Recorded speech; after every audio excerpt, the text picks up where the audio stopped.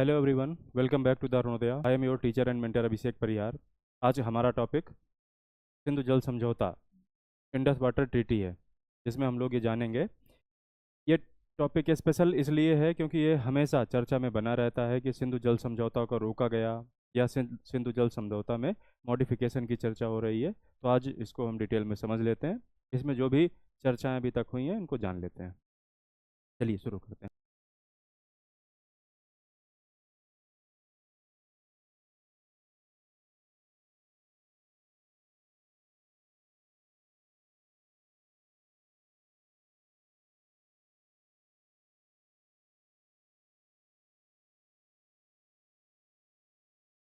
चलिए देखते हैं इंडस वाटर ट्रीटी का क्या है।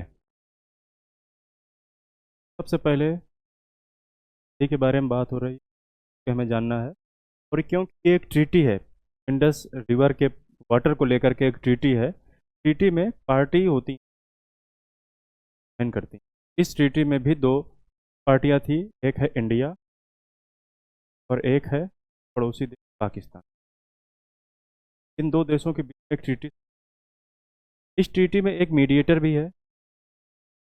ये पार्टी वर्ल्ड बैंक है, जो कि मीडिएटर के रोल पे है। इंडिया की तरफ से ट्रीटी को साइन किया पंडित जवाहरलाल नेहरू जी ने, तत्कालीन प्रधानमंत्री। पाकिस्तान के कच्छ प्रधानमंत्री मोहम्मद अयूब खान और वर्ल्ड बैंक, तीन लोगों के सामने 19 सितंबर 1960 को एक इंडस वाटर ट्रीटी बोलते हैं, जो नदी सिंधु नदी तंत्र के जल को लेकर के थी, इंडस रिवर सिस्टम को लेकर के थी। ये ट्रीटी बैक डेट में लागू की 1 अप्रैल।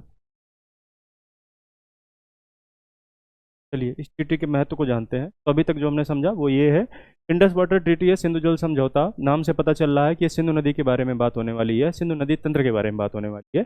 इस ट्रीटी में जो पार्टियां हैं वो पार्टियां हैं इंडिया और पाकिस्तान है, और एक वर्ल्ड बैंक मीडिएटर के रूप में, जिसे वर्ल्ड बैंक को पहले IBRD के नाम से जाना जाता था, international bank for reconstruction and development.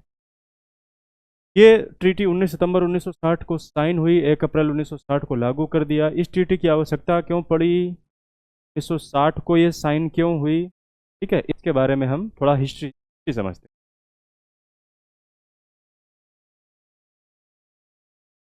वापस चलना पड़ेगा, वापस वही कहानी। 1947 1947 में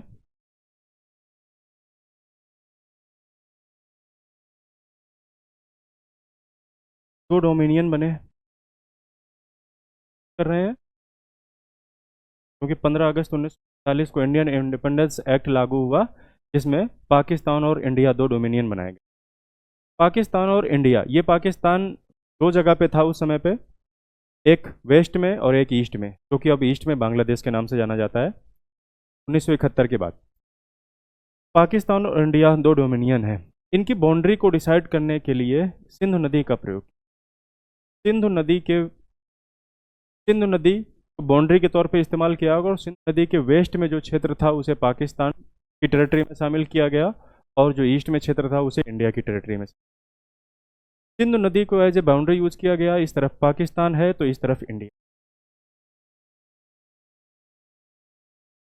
क्योंकि इंडिया ऊंचाई वाले क्षेत्र में था, ऊंचाई वाले क्षेत्र का नदी के क्रम में अगर बोलना हो उसे अपर रिपेरियन रीजन बोलते हैं, अपर रिपेरियन। और पाकिस्तान लोअर कोर्स में आता है, उसे लोअर रिपेरियन रीजन। रिपेरियन का मतलब रिवर से है, आप ये समझ, यानी ये डाउन स्ट्रीम में आता होगा। यानी पानी शुरुआत, सिंधु नदी का पानी शुरुआत होगा इंडिया की तरफ से और लोअर कोर्स में बहता हुआ पाकिस्तान की तरफ जाएगा। ये सिचुएशन है, बाउंड्री डिसाइड हो गई है कि ये पाकिस्तान की बाउंड्री है और ये इंडिया की बाउंड्री है, डिसाइड हो चुकी है। 1947 में जब टेरिटरी डिसाइड हो रही थी तो इंडिया की तरफ दो टेरिटरी, उनका नाम याद रखना आप, एक टेरिटरी है माधोपुर और एक टेरिटरी है फिरोज। ये दो क्षेत्र इंडिया की टेरिटरी में आ गए बाउंड्री डिसाइड होने की वजह। माधोपुर जो है वो रावी नदी और फिरोजपुर सतलज रिवर। यहाँ पे इन दोनों नदियों को इरिगेशन नेटवर्क तैयार किया गया था जोड़ करके। इन इन दोनों नदियों से इरिगेशन नेटवर्क तैयार किया गया था कैनाल का। यहाँ कैनाल्स हुआ करती थी। इन कैनाल से वाटर सप्लाई होती थी पाकिस्तान, और पाकिस्तान में भी पंजाब प्रांत। पाकिस्तान के पंजाब प्रांत में इन दोनों क्षेत्र से कैनाल के माध्यम से पानी की सप्लाई होती थी। क्योंकि ये क्षेत्र 1947 की बाउंड्री डिसाइड जब की गई तो ये क्षेत्र भारत की टेरिटरी में शामिल हो गए। पाकिस्तान को चिंता हुई, कंसर्न हुआ उसको कि ये क्षेत्र शामिल है, भविष्य में इस पानी को रोक करके भारत पाकिस्तान पर दबाव बना सकता है। ये विरोध प्रकट भी किया गया। 1948 में उन दोनों डोमिनियन के बीच में एक समझौता हुआ जिसे इंटर डोमिनियन अकॉर्ड बोलते हैं। किनके बीच में हुआ? उन दोनों डोमिनियन के बीच। ठीक है, यहाँ तक तो बात समझ में। इंटर डोमिनियन अकॉर्ड हुआ 1948 में। इसमें क्या हुआ, इस डोमिनियन अकॉर्ड जो बहुत चला नहीं, ये फेल हो गया। फेल होने के मायने भी थे। क्यों? क्योंकि इस डोमिनियन में, क्योंकि अपर रिपेरियन रीजन में इंडिया आता था। इंडिया इस पानी को फ्लो को छोड़ने के बदले पैसे डिमांड करता था, जो कि पैसे कभी मिले नहीं और ये अकॉर्ड फेल हो गया। 1948 के बाद कहानी 1951 में पहुंचती है, जहां वर्ल्ड बैंक की एंट्री होती है। वर्ल्ड बैंक का नाम आपको बता दिया है। वर्ल्ड बैंक का दूसरा नाम जो था वो international bank for reconstruction. World bank की एंट्री हुई। एंट्री अपने आप नहीं हो सकती, एंट्री है, वर्ल्ड बैंक अपने आप नहीं आ गया होगा मीडिएशन के लिए। एंट्री हुई है, इसका क्या मतलब है कि दोनों देशों ने वर्ल्ड बैंक को शामिल किया है मीडिएशन के लिए। तो क्या हुई कहानी, इसको समझ लेते हैं।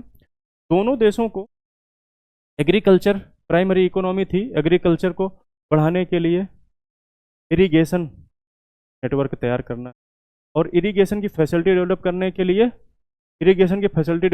के लिए, चाहिए डैम बनाने पड़ेंगे। नदियों का पानी रोकना पड़ेगा और उनके प्रवाह को धीमा करके कैनाल के माध्यम से उन्हें एग्रीकल्चरल लैंड तक पहुंचाना होगा। डैम बनाने के लिए चाहिए फंड, और वो फंड प्रोवाइड कर सकता है कौन? World bank. उसी फंड के लिए पहुंचे वर्ल्ड बैंक के पास दोनों देश। वर्ल्ड बैंक ने बोला कि पहले अपने दोनों देशों के बीच में जो डिस्प्यूट है वाटर को लेकर के, पहले वो खत्म करो, इसके बाद फंड मिलेगा। डिस्प्यूट दूर करने की कोशिश के क्रम में वर्ल्ड बैंक मीडिएशन के रूप में आया। 1951 में एंट्री हुई। साइन ट्रीटी कब हुई? 1960 में। इसका मतलब 9 साल तक संघर्ष चलता रहा। अच्छा, ये डैम के इंपॉर्टेंस के बारे में पंडित जवाहरलाल नेहरू ने बोला है। क्या बोला है पंडित जवाहरलाल नेहरू ने? डैम्स को टेम्पल्स ऑफ मॉडर्न इंडिया बोला। अभी temples of modern India dams की इंपॉर्टेंस को दर्शाता है कि जवाहरलाल नेहरू जी का विचार क्या था डैम्स को लेकर के। अच्छा, ये जो फ्रेज यूज किया उन्होंने भाखड़ा नंगल डैम के बनने के समय, भाखड़ा नंगल डैम जब बन रहा था तब से। अब ये शब्द यूज भाखड़ा नांगल डैम के लिए किया जो कि बनना 1948 में प्रारंभ हुआ था। तो ये फंड के लिए पहुंचे थे, जहां वर्ल्ड बैंक की एंट्री हुई 1951 में एंट्री हुई। मीडिएशन करने की कोशिश की गई, किस तरीके से पानी का बंटवारा होना चाहिए। तो पानी का बंटवारा की बात आती क्यों है, तो थोड़ा सा हम मैप के माध्यम से समझने की कोशिश करते हैं कि पानी के बंटवारे की जरूरत क्यों है। तो देखिए इन नदियों को, ये पाकिस्तान का क्षेत्र है, ये भारत का क्षेत्र है। ये जो नदी आपको दिखाई दे रही है, सिंधु नदी है। सिंधु नदी, झेलम नदी, चिनाब नदी, रावी, व्यास, सतलज, ये नदियां हैं पूरी अगर देखनी हो। सिंधु नदी, झेलम नदी, चिनाब नदी, रावी, ब्यास और सतलज, ये 6 नदियां हैं। तो इसमें वर्ल्ड बैंक ने इन 6 नदियों के लिए एक प्लान तैयार किया। प्लान तैयार किया कब? 1954 में। एक प्लान या फार्मूला तैयार किया, formula for sharing of water, पानी कैसे बांटा जाए आपस में। उसमें क्या था, इस फार्मूला में क्या था कि ये 6 नदियों के सिस्टम को पूर्व और पश्चिम के आधार पर बांटा गया, जिसमें वेस्ट की तरफ और ईस्ट की तरफ बहने वाली नदियों, वेस्ट की तरफ बहने वाली जो नदियां थी, 3 नदियां, इसमें सिंधु नदी, झेलम नदी और चिनाब नदी। ईस्ट की तरफ बहने वाली नदी रावी, ब्यास, इन 3 नदियों को बांट दिया ईस्ट और वेस्ट में। इन वेस्ट में बहने वाली नदियों का 80% वाटर पाकिस्तान यूज, ऐसा फार्मूला तैयार किया गया, और केवल 20% पानी इंडिया यूज। सेम फार्मूला के हिसाब से 80% पानी इसका इंडिया यूज करेगा और 20% पानी पाकिस्तान।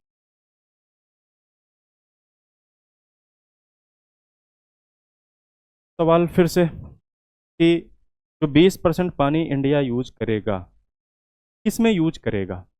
ठीक है, तो पाकिस्तान को तो कोई रिस्ट्रिक्शन नहीं था इस पानी को कैसे भी यूज करे। अच्छा, जनरसिटी दिखाने के लिए इंडिया क्योंकि अपर रिपेरियन रीजन में आता है, तो पानी को कंट्रोल करने का जो अधिकार है वो इंडिया के पास ही है कि अगर पानी की दिशा को मोड़ना हो, कंट्रोल करना हो उसके फ्लो को, तो इंडिया कर सकता है। लेकिन इस समझौते के हिसाब से, इस ट्रीटी के हिसाब से 80% पानी पाकिस्तान को देना है, इन 3 नदियों का, सिंधु, झेलम और चिनाब का, और 20% पानी इंडिया यूज कर सकता है। 20% पानी किस तरीके से यूज करेगा यह भी फार्मूले में लिखा था। जो 20% वाटर जो इंडिया यूज कर सकता है, उसको किन क्षेत्र में या किन कामों के लिए इस्तेमाल कर सकता है, वो भी फार्मूले में लिख दिया गया था। वो जो काम है वो नॉन कंजप्टिव होने, इसका मतलब है वो या तो एग्रीकल्चर पर्पज के लिए हो, एग्रीकल्चरल पर्पज के लिए हो, या फिर domestic use.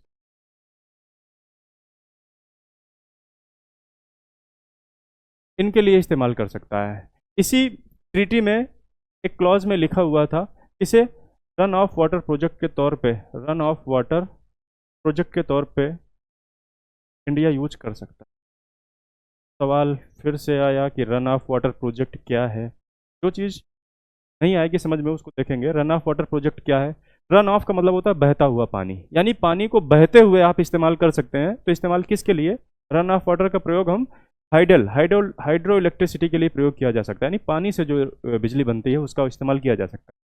Run of water में होता क्या है? रन ऑफ वाटर में किसी रिजर्वायर की आवश्यकता नहीं होती है, अगर होती भी है तो बहुत छोटे रिजर्वायर की आवश्यकता होती है जिसमें पानी को होल्ड नहीं किया जाता है। तो ये हाइडल के लिए प्रयोग किया जा सकता है। ये बात भी लिखी थी कि इस 20% पानी में कैसे सिंधु, झेलम और चिनाब का पानी कैसे भारत यूज करेगा, ये बात लिखी हुई इसमें। अच्छा, क्यों, ये भी देखना। एशिया में केवल इकलौती ऐसी ट्रीटी है जो क्रॉस बाउंड्री वाटर के लिए कोई ट्रीटी हुई है, वो इंडिया और पाकिस्तान के बीच में। ये ट्रीटी 1960 में हुई, सफलतापूर्वक चलती भी है। जनरसिटी भारत दिखाता भी है, 80% पानी यूज करने देता है। इसके अलावा भी जो अन्य कॉन्टिनेंट में जो ट्रीटी हुई है पानी को लेकर के, उसमें इतनी जनरसिटी लोअर रिपेरियन रीजन के लिए कहीं नहीं दिखाई गई है। चाहे वो अमेरिका मैक्सिको की ट्रीटी हो, उसमें भी इस तरीके की जनरसिटी नहीं दिखाई गई है। ठीक है, तो ये हो गया 20% यूज इस तरीके से भारत करेगा, इसको भारत करता भी रहा। रन ऑफ वाटर प्रोजेक्ट में वो कई प्रोजेक्ट उसने लगाने की कोशिश की। पाकिस्तान डिस्प्यूट राइज करता रहा है, उसको ऑब्जेक्ट करता रहा है रन ऑफ वाटर प्रोजेक्ट में, जबकि ट्रीटी में लिखा है इसके बावजूद। वापस आते हैं, जरा इसको समझने की कोशिश करते हैं कि 80% पानी और 80% पानी पाकिस्तान यूज करेगा, 20% पानी इंडिया यूज कर सकता है। सवाल ये है कि सर आप ये बता दो 80% पानी ये पता कैसे करें, 80% पानी यूज हो रहा है, भारत यूज कर रहा है या पाकिस्तान? तो उसमें एक और चीज़ लिखी हुई थी कि 80% पानी जो कि वेस्ट की नदियों का होगा, उसमें शब्द लिखा हुआ है 135 मिलियन एकड़ फीट, मिलियन एकड़ फीट लिखा हुआ। और यहाँ जो 80% पानी इंडिया यूज करेगा 33 मिलियन एकड़। क्या है मिलियन एकड़? इसको समझना पड़ेगा हमें। समझने के लिए देखते हैं कि मिलियन एकड़ फीट क्या होता है। जब पानी को नापना हो तो पानी के लिए जो भी यूनिट्स हैं वो या तो हम ml में नाप लेते हैं या फिर लीटर में नाप, अगर इसका वॉल्यूम को हमें देखना हो तो हम इसको मीटर क्यूब में भी नाप सकते हैं। मीटर क्यूब, क्यूबिक मीटर बोल सकते हैं। क्यूबिक मीटर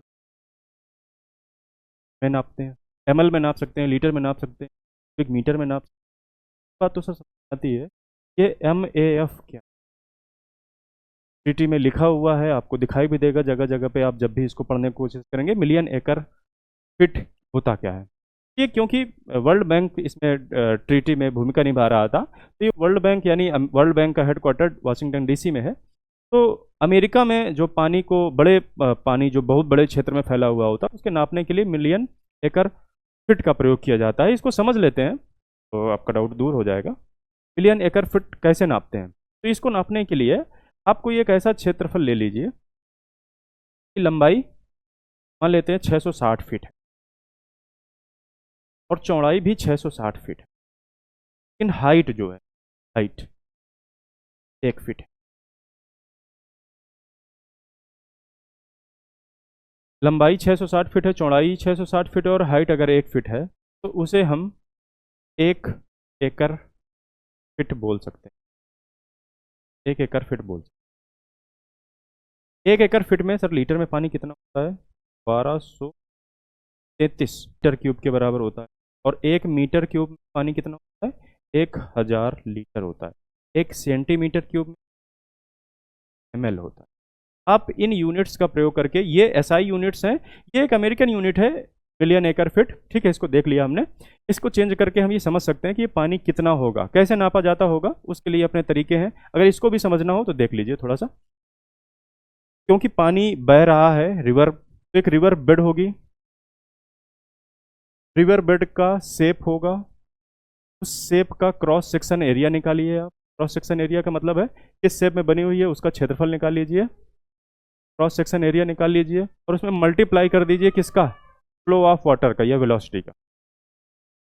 ये आप अगर कर लेंगे तो हमें वॉल्यूम मिल जाएगा पानी का, कि पानी कितना।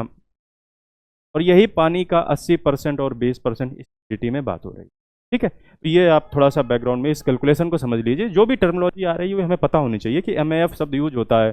135 मिलियन एकड़ फिट पानी पाकिस्तान यूज करेगा वेस्ट की नदियों का, और ईस्ट की नदियों का 33 मिलियन एकड़ फिट इंडिया यूज करेगा। तो है क्या ये मिलियन एकड़ फिट, इसको हमने समझ, ठीक है। आगे आते हैं। तो पानी का 80% और 20% इस्तेमाल होने लगा। भारत इसको इस्तेमाल भी कर रहा था। उसने रन ऑफ वाटर प्रोजेक्ट में कई प्रोजेक्ट लगाए, जैसे जिनमें से एक है किशन गंगा, किशन गंगा वाटर प्रोजेक्ट। अब इस प्रोजेक्ट में, ये किशन गंगा रिवर का नाम है जो कि ट्रिब्यूटरी है। ट्रिब्यूटरी किसकी? झेलम की। झेलम रिवर की ट्रिब्यूटरी एक किशन गंगा है। ये इस प्रोजेक्ट पे भी ऑब्जेक्शन लगाया। ये भी रन ऑफ वाटर प्रोजेक्ट था। एक और प्रोजेक्ट है, अक्सर चर्चा बना रहती है इस प्रोजेक्ट के ऊपर, रातले डैम या रातले प्रोजेक्ट। ये भी रन ऑफ वाटर पे था, ये तो चिनाब रिवर पर ही है।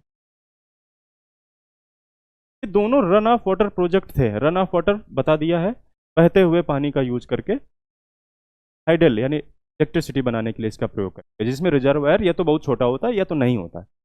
रन ऑफ वाटर थे, लेकिन इस पे फिर भी ऑब्जेक्शन उठाया पाकिस्तान ने। ऑब्जेक्शन यहाँ उठाया गया, ऑब्जेक्शन इस ट्रीटी में, क्योंकि पानी को 80% और 20% जैसे टेक्निकल टर्म का इस्तेमाल किया गया है। मिलियन एकड़ फिट है, इसको नापेंगे कैसे, क्या होगा, किस तरीके से इसका मैकेनिज्म काम करेगा, ये एक टेक्निकल ट्रीटी है। इसके लिए डिस्प्यूट तो होना था, ये ऑब्जेक्शन हुआ, डिस्प्यूट तो इसका होना था, ठीक है। डिस्प्यूट होगा, डिस्प्यूट को रिजॉल्व करने के लिए इस ट्रीटी में मैकेनिज्म लिखा हुआ है। मैकेनिज्म को समझते हैं कि अगर डिस्प्यूट आया तो उसको रिजॉल्व कैसे किया जाएगा। रिजोल्यूशन ऑफ डिस्प्यूट कैसे होगा तो समझना आप। रिजोल्यूशन ऑफ डिस्प्यूट कैसे होगा? Resolution of dispute in level पर होगा। पहले लेवल पे सबसे पहले एक परमानेंट इंडस कमीशन बनाया जाए, जो कि एनुअल मीटिंग करेगा,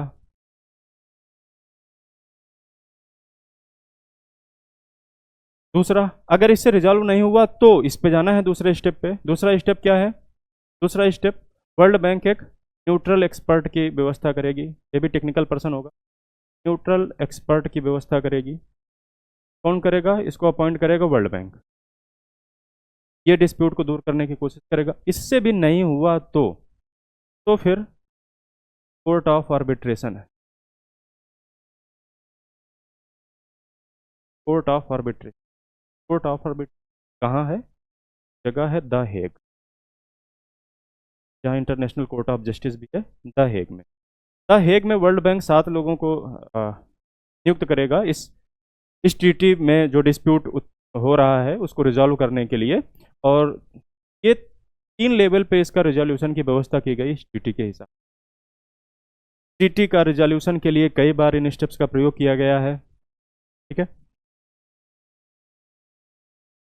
अभी कुछ हाल में हुए घटनाक्रम को देख लेते हैं। 2016 पानी को या रिवर को एक नेचुरल रिसोर्स के तौर पे देखा जाता है, परंतु जो नदी है उसको नेचुरल रिसोर्स के अलावा स्ट्रेटजिक रिसोर्स के रूप में भी देखा जाता है, स्ट्रेटजिक इंपॉर्टेंस भी। 2016 में यही बात जब उरी अटैक हुआ, और उरी अटैक में जब पता चला कि ये पाक ऑक्युपाइड कश्मीर से प्रायोजित था और जिसमें पाकिस्तान की भूमिका संदिग्ध थी, उसमें जब पाकिस्तान से आतंकवाद के खिलाफ विरोध करने की या समर्थन न करने की बात कही गई, उस पर दबाव बनाया गया, तो उस पर पर्याप्त रिस्पांस नहीं मिला पाकिस्तान की तरफ से। तो मोदी जी ने 2016 में पीएम मोदी ने एक स्टेटमेंट बोला था, मोदी जी ने एक स्टेटमेंट बोला था कि blood and water can't flow together. ये वर्तमान में सरकार के स्टैंड को दिखाता है कि अगर आप ब्लड को बहाएंगे तो वाटर साथ में नहीं रहेगा। कहने का मतलब ये है कि अगर पाकिस्तान ब्लड को सपोर्ट करता है यानी आतंकवाद को सपोर्ट करता है, तो हम वाटर में जो जनरसिटी दिखा रहे हैं सिंधु जल समझौते में, इंडस वाटर ट्रीटी में, इस समझौते को हम नहीं मानेंगे। ऐसा एक इंस्टांस यहाँ से आपको देखना मिलेगा। 2016 के बाद में 2019 में फिर से एक घटना हुई जो पुलवामा में अटैक हुआ। पुलवामा के अटैक के तुरंत बाद 8 नए प्रोजेक्ट्स को मंजूरी मिली, 8 नए प्रोजेक्ट्स को क्लैरिफिकेशन मिला। फिर से बात वही आई है, क्या है ये 8 नए प्रोजेक्ट? क्या है? डैम है जो नदियों पर बनाए गए हैं जिनसे वाटर को कंट्रोल किया जा सकता है या चैनलाइज किया जा सकता है, क्योंकि इंडिया की पॉपुलेशन बढ़ रही है और वाटर रिसोर्सेज धीरे धीरे कम हो रहे हैं, ग्लेशियर जल्दी पिघल रहे हैं और पानी का जो प्रवाह है वो तेज हो रहा है, जिसके चलते 8 नए प्रोजेक्ट को मंजूरी दी गई। साथ में नासा जैसी संस्थानों ने रिपोर्ट दे रखी है कि ये जो एरिया है कश्मीर लद्दाख, ये जो एरिया है ये वाटर स्ट्रेस्ड है और दुनिया के सबसे ज़्यादा वाटर स्ट्रेस्ड नदियों में से एक सिस्टम इस क्षेत्र का है। तो 8 नए प्रोजेक्ट्स को मंजूरी मिली 2019 में। एक कहानी चल रही है लगातार इस बात पर कि पानी को यानी सिंधु जो जल समझौता है या इस क्षेत्र की जो नदियां हैं इनको स्ट्रेटजिक रूप पे भारत प्रयोग कर सकता है। यही बात चलते चलते 2025 में फिर से पहलगाम में जो टेररिस्ट अटैक हुआ, इसके बाद में जो इंडस वाटर ट्रीटी को है अभी फिलहाल में सस्पेंड कर दिया। तो सस्पेंड कर दिया गया है। सस्पेंड कर दिया गया है क्या मतलब है? इंडस वाटर ट्रीटी में जो भी प्रावधान लिखे हैं वो हम नहीं मानेंगे। नहीं मानेंगे तो क्या हो सकता है? ट्रीटी, क्योंकि वर्ल्ड बैंक ने मीडिएशन की थी, तो क्या कोई इंटरनेशनल हमारे ऊपर बाध्यता है ट्रीटी को? क्योंकि ट्रीटी हमने साइन की 1960 में, पार्टी के रूप में साइन की है।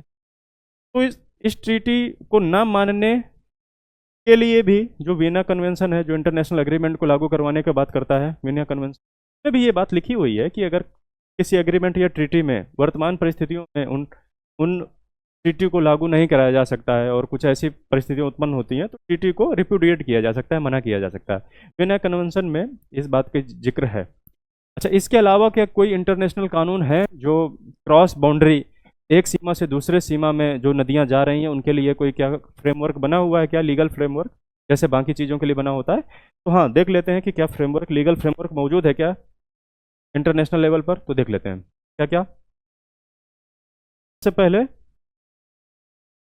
एक जगह है हेलसिंकी। हेलसिंकी में कुछ रूल्स बनाए गए water flow, cross boundary water flow को लेकर। हेलसिंकी में रूल्स बने तो 62 में। हेलसिंकी में ही एक कन्वेंशन हुआ जहां लीगल फ्रेमवर्क तैयार किया गया। नोट कर लेना आप इन बातों को। जहां हेलसिंकी में ही एक कन्वेंशन हुआ जहां एक लीगल फ्रेमवर्क तैयार हुआ 19। यूएन में भी एक कन्वेंशन हुआ जहां फ्रेमवर्क पे कुछ काम हुआ, जो 1997 में हुआ। और एक कन्वेंशन बर्लिन में हुआ। एक क्रॉस बाउंड्री वाटर फ्लो कर लेकर के है, एक नदी जो एक सीमा से दूसरी सीमा में जाती है। बर्लिन में कन्वेंशन 2004 में। ऐसे कुछ लीगल इंटरनेशनल अरेंजमेंट मौजूद हैं जिसमें क्रॉस बाउंड्री जो वाटर फ्लो होगा उसको लेकर के इन अरेंजमेंट के माध्यम से कुछ निर्णय निकाले जा सकते हैं अगर डिस्प्यूट होते हैं। क्योंकि हमारे केस में डिस्प्यूट में निर्णय निभाने की भूमिका वर्ल्ड बैंक निभा रहा था, तो वो 3 लेवल मैकेनिज्म है, उसके माध्यम से इस डिस्प्यूट को दूर करने की कोशिश करता है। ठीक है। 2024 से पहले 2024 में एक और अपडेट है। एक विवाद 2016 में हुआ था। 2016 में जब ये प्रधानमंत्री जी ने ऐसी बात बोली थी, तो 2016 में पाकिस्तान ने लेवल ऑफ मैकेनिज्म को तोड़ते हुए उसमें, इसमें पहले परमानेंट इंडस कमीशन है, दूसरे नंबर पे आता है जो न्यूट्रल एक्सपर्ट है। न्यूट्रल एक्सपर्ट को ना, न्यूट्रल एक्सपर्ट की मदद ना लेकर के सीधे कोर्ट ऑफ आर्बिट्रेशन की शरण ली थी पाकिस्तान ने, जिसको भारत ने विरोध किया था और इसको इलीगल बोला था। और 2024 में एक नोटिफिकेशन भारत सरकार ने जारी करी थी मॉडिफिकेशन ऑफ ट्रीटी के लिए।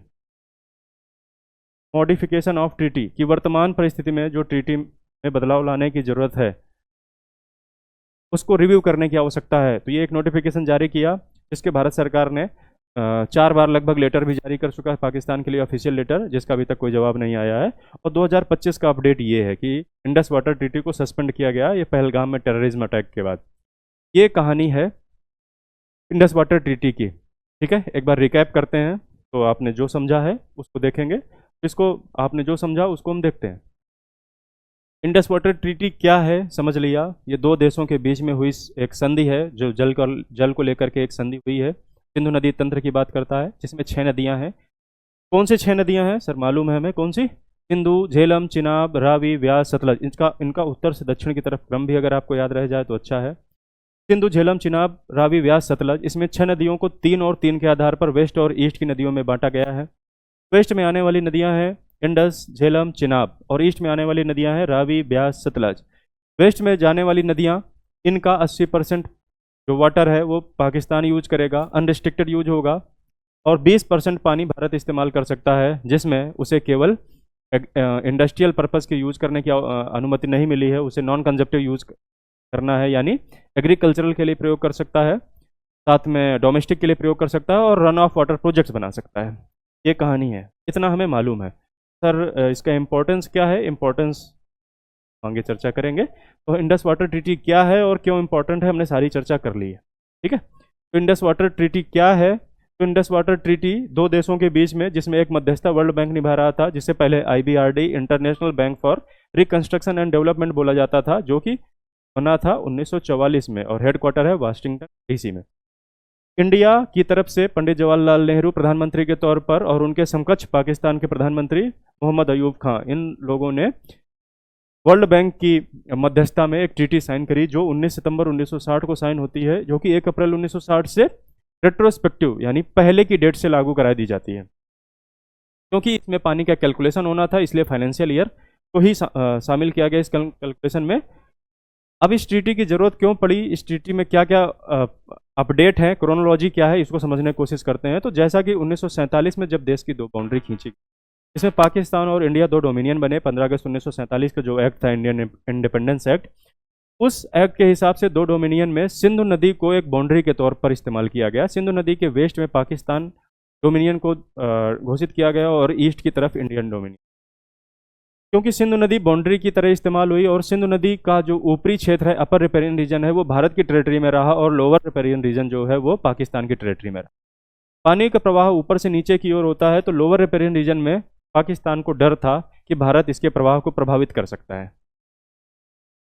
एक और घटना हुई कि जो बाउंड्री डिसाइड हो रही थी, उस बाउंड्री में भारत की टेरिटरी में माधोपुर और फिरोजपुर, ये दो जगह, माधोपुर जो कि रावी नदी और फिरोजपुर सतलज नदी के किनारे है, इसमें इरिगेशन नेटवर्क डेवलप था जो पाकिस्तान के पंजाब प्रांत को पानी पहुंचाने का काम करता था कैनाल के माध्यम से। ये क्षेत्र जब इंडिया की टेरिटरी में आ गया, पाकिस्तान को कंसर्न हुआ कि इस क्षेत्र पे कंट्रोल करके इंडिया पाकिस्तान पर दबाव बना सकता है। 1948 में इसी कंसर्न को लेकर के 1948 में उनके बीच में एक समझौता हुआ जिसे इंटर डोमिनियन एकॉर्ड बोला जाता है, जो कि फेल हो गया। उसमें उस एकॉर्ड में था क्या कि पाकिस्तान को पानी के बदले पैसे देने होंगे एनुअली, जो कि नहीं हुआ और ये एकॉर्ड फेल हो गया। 1951 में वर्ल्ड बैंक की एंट्री हुई। एंट्री क्यों हुई हमने बताया, क्योंकि दोनों देशों को इरिगेशन को डेवलप करने के लिए, इरिगेशन नेटवर्क को डेवलप करने के लिए डैम्स बनाने की आवश्यकता थी, और डैम्स बनाने के लिए फंड की व्यवस्था वर्ल्ड बैंक या IBRD कर सकता था, इसलिए दोनों देश पहुंचे। तो वर्ल्ड बैंक ने मध्यस्थता निभाने के बदले में उन्होंने डिस्प्यूट को रिजॉल्व करने की बात बोली, और इस डिस्प्यूट को रिजॉल्व करने के क्रम में वर्ल्ड बैंक की एंट्री हुई 1951 में। समझौता 1960 में हुआ, इसका मतलब 9 साल प्रयास हुए। 1954 में फार्मूला तैयार किया वर्ल्ड बैंक ने। उस फार्मूला में पानी को कैसे शेयर किया जाएगा, ये फार्मूला 1954 में तैयार हो गया। वो फार्मूला क्या था उसको हमने देखा। वेस्ट और ईस्ट की नदियां में जैसा कि बताया कि डिवाइड किया गया था। वेस्ट में सिंधु, झेलम और चिनाब है, जिसमें 20% पानी केवल भारत प्रयोग कर सकता है, और ईस्ट की नदियों का 80% पानी भारत प्रयोग कर सकता है। 80% होगा कितना? एनुअल 33 मिलियन एकड़ फीट, और ये यहाँ पाकिस्तान 135 मिलियन एकड़ फीट इतना पानी इस्तेमाल कर सकता है। ये मिलियन एकड़ फीट, ये SI यूनिट नहीं है पानी नापने की। हमने इसको समझाने की कोशिश की है कि SI यूनिट होती क्या है, ml और लीटर। इसमें हम देख सकते हैं कि पानी को हम लीटर में नापते हैं वॉल्यूम को, या फिर क्यूबिक मीटर में। और 1 क्यूबिक मीटर में कितने होते हैं? 1 मीटर क्यूब, या 1 क्यूबिक मीटर में 1000 लीटर होते हैं, और 1 सेंटीमीटर क्यूब में 1 ml होता है। अच्छा, एक शब्द और है, क्यूसेक। सुना होगा आपने, जब भी पानी के प्रवाह की चर्चा होती है या नदी में पानी के प्रवाह की चर्चा होती है तो इतने क्यूसेक पानी छोड़ा गया। क्यूसेक होता क्या है? ये होता है फीट पर सेकेंड। 1 सेकेंड में कितने क्यूबिक फीट पानी निकलता है, और 1 फीट क्यूब में 28.3। इसके माध्यम से आप इसको चेंज कर सकते हैं विमाओं के माध्यम। तो हमने चर्चा करी ml और लीटर, तो हमें मालूम है कि ml और लीटर में पानी के वॉल्यूम को नापा जाता है। क्यूबिक मीटर भी मालूम हो गया कि 1 क्यूबिक मीटर में 1000 लीटर होते हैं, और 1 सेंटीमीटर क्यूब में 1 ml होता है। तो क्यूबिक मीटर तो हो गया। ये MAF क्या है, मिलियन एकड़ फीट, ये क्या है, इसको समझने की कोशिश करी कि एक अगर ऐसा क्षेत्र, ये बड़े एरिया में जो पानी बह रहा होता है या फैला हुआ होता है, उसे हम MAF के माध्यम से नापते हैं। तो 660 फीट लंबा और 660 फीट चौड़ा और 1 फीट ऊंचा अगर कोई क्षेत्र है, इसमें जितना पानी होगा उसे हम 1 एकड़ फीट बोलेंगे, जो कि 1233 मीटर क्यूब के बराबर होता है, और 1 मीटर क्यूब बराबर 1000 लीटर होता है। हम पानी को वॉल्यूम लीटर और ml में चेंज कर सकते हैं। हो गया, MAF को भी हमने समझ लिया, क्योंकि ट्रीटी में लिखा हुआ था कि जो इंडिया है वो 20% पानी का प्रयोग रन ऑफ वाटर प्रोजेक्ट में यूज कर सकता है। तो इंडिया ने रन ऑफ वाटर प्रोजेक्ट बहुत सारे बनाने की कोशिश की, लेकिन हर बार पाकिस्तान में इस पर ऑब्जेक्शन दिखाई है। जैसा ही एक प्रोजेक्ट किशन गंगा प्रोजेक्ट है, जो कि झेलम की एक ट्रिब्यूटरी है किशन गंगा रिवर, इस पर भी प्रोजेक्ट बनाया है, रन ऑफ वाटर प्रोजेक्ट था, इस पर डिस्प्यूट हुआ। रातले प्रोजेक्ट जो चिनाब नदी पे बना हुआ है, उस पर भी ऑब्जेक्शन किया और उस पर डिस्प्यूट किया। डिस्प्यूट को रिजॉल्व करने के लिए मैकेनिज्म बनाया गया था, इसी ट्रीटी के द्वारा मैकेनिज्म बनाया गया था, जो कि 3 लेवल पर था। एक था कमीशन बनाना होगा, परमानेंट इंडस कमीशन बनाना होगा जो एनुअल मीट करेगा, एक न्यूट्रल एक्सपर्ट जो वर्ल्ड बैंक नियुक्त करेगा, और कोर्ट ऑफ आर्बिट्रेशन जो कि द हेग में होगा, और वर्ल्ड बैंक 7 सदस्य को अपॉइंट करेगा इस डिस्प्यूट को दूर करने की। अपडेट देख लेते हैं। 2016 में उरी अटैक के बाद में PM मोदी जी ने यह लाइन बोली थी, blood and water can't flow together. इसके बाद पाकिस्तान इस विवाद को लेकर के कि सिंधु जल समझौते को भारत तोड़ना चाहता है या इस संधि को नहीं लागू कर रहा है, इस विवाद को लेकर के सीधे कोर्ट ऑफ आर्बिट्रेशन में पहुंच गया था। जबकि दूसरे लेवल पर जो न्यूट्रल एक्सपर्ट होता है उसकी नियुक्ति नहीं की गई थी। तो उस आधार पर भारत ने इसको इलीगल बोला, और वर्ल्ड बैंक ने हालांकि बाद में न्यूट्रल एक्सपर्ट की व्यवस्था करी थी, जिसे भारत ने इलीगल बोला था, क्योंकि पहले जो स्टेप को फॉलो किया जाना था वो दूसरा स्टेप यानी न्यूट्रल एक्सपर्ट को नियुक्त किया जाना था। ठीक है, 2019 में पुलवामा अटैक हुआ, जिसके बाद में 8 नए जो प्रोजेक्ट हैं इनको क्लैरिफिकेशन मिली। 2025 में पहलगाम में जब टेररिस्ट अटैक हुआ तो उसके बाद में इंडस वाटर ट्रीटी को सस्पेंड कर दिया गया।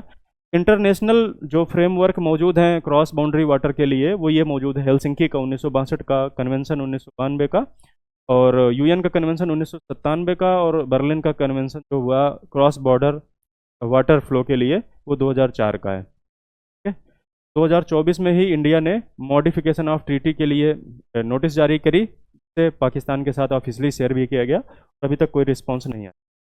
ये जो भी अपडेट हैं ये इंडस वाटर ट्रीटी को लेकर के हैं। आपको अगर लगता है कि ये जानकारी आपके लिए महत्वपूर्ण है, तो या वीडियो को लाइक करें, सब्सक्राइब करें और शेयर करें।